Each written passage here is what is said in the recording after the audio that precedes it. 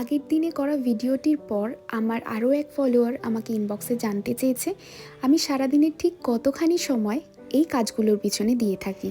তার উত্তরে একটাই কথা বলবো, ঠিক চাকুরিজীবী হলে যেইভাবে কোনো একটি ফিক্সড টাইম কাজের পিছনে তাদের বরাদ্দ থাকে, সেইভাবে কোনো একটি ফিক্সড টাইম বরাদ্দ তো এই কাজের পিছনে আমি কোনোদিনই দিতে পারিনি।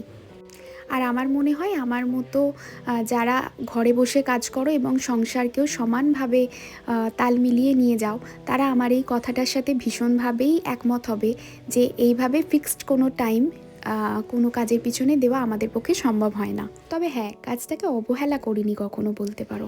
একসাথে অনেকটা সময় ধরে কাজে না বসে আমি সারাদিনের বেশ কিছুটা সময় পালা করে ভাগ করে রেখেছি। হয়তো একদম সকালে কিছুটা, দুপুরে কিছুটা, কিছুটা সময় সন্ধ্যের সময়ে এইভাবে দিয়ে গেছি। তবে হ্যাঁ, শরীর আর মন দুটোর সাথে সামঞ্জস্য রেখেই আমি সবসময় কাজ করতে পছন্দ করি।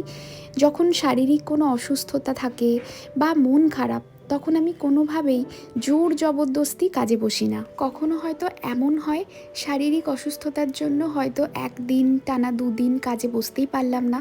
আবার কখনো এমনও হয় সারাদিন এতটাই নিজেকে এনার্জেটিক মনে হয় সব কাজ সেদিন করে ফেলি। আমার পুরো প্রেগনেন্সি জুড়েও আমি এই রুটিনই ফলো করে গেছি। তোমরা জানো, আমার ইধা যেদিন হয় ঠিক তার আগের দিন রাতেও আমি বসে বসে কাজ করে গেছি, কিছুটা নিজেকে এনার্জেটিক রাখতে, আবার কিছুটা নিজের টেনশন কমাতে বলতে পারো। আবার আমার সি সেকশানের ঠিক 10 থেকে 15 দিনের মাথাতেই আমি আবার সুতো নিয়ে বসি। তবে এখন সব কিছু আলাদা, কোনো রুটিন মাফিক কিছু হয় না। আমার ছোট্ট 3 মাসের ইধা যেদিন চায় সেদিন আমি কাজ করি, আর যেদিনও কোঅপারেট করে না সেই রকম দিনগুলো তো ছেড়েই দাও। কখনো কখনো 2-3 দিন টানাও কাজে বসতেই পারি না। ব্যাস এইভাবেই চলছে জীবন।